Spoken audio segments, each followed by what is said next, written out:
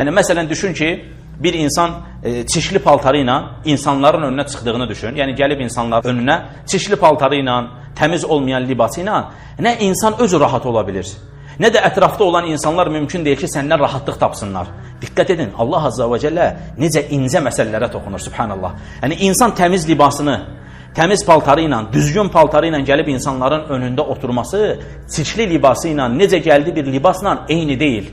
Psixoloqlar deyirlər ki, İnsanın libasının təmiz olması psixoloji olaraq bir müsbət təsir edir. Yəni, mənim libasım təmizdir, gözəl libasdayam, insanların içərisində sükunətlə otururam.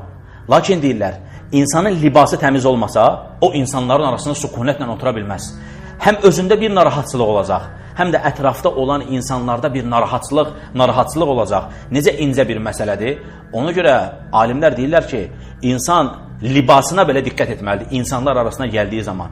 Baxırsan, bəzən insan elə bir libasla insanların arasına gəlib ki, o libasla həmin Allah Azza və Cəllənin nazil etmiş olduğu libasını təmiz tut, üst-üstə düşmür.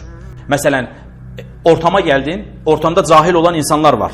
Sən bu cahil olan insanları dəvət eləmək kimi bir fürsət ola bilər. Və təsəvvür elə ki, sənin ayağında başmaq, bizim xalq dili ilə desək, şəp-şəplə gəlmirsən və oturmuşsan şortikdə, maykabın da üstündə canavar şəkli və anlatırsan ki, tövhid belədir, tövhid ağır yükdür, bu din belədir, şəriət belədir, Allahın nazil etmiş olduğu ayələr belədir. Sən onun gözündən özünə bax, şortik, şəp-şəpi, canavar şəkli, nə bilim, qurd şəkli, Amerikanın bayrağı altında da nə bilim, I love you Amerika, I love you Dubai, come to Dubai.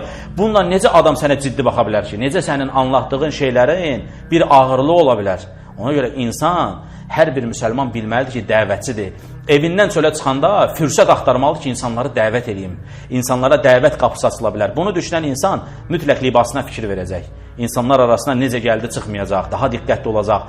Elə bir şəkildə geyinməlidir ki, yəni geyim seçərkən bu düşüncədə olmalıdır. Mən bir geyim seçirəm və insanlara tövhidi anlata bilərəm. Bu tövhidin ağırlığı ilə mənim bu libasım üst-üstə düşür, yoxsa yox? Əgər tövhidin ağırlığı ilə sənin libasın üst-üstə düşürsə, əlhamdülillah, o libası geyin və insanların önünə çıx. Amma yox, görsən ki, eyni deyil, tövhidin ağırlığına, Müslümanın ağırlığına zərər getirir. O zaman nə edəcəksən? O libası tərk edəcəksən.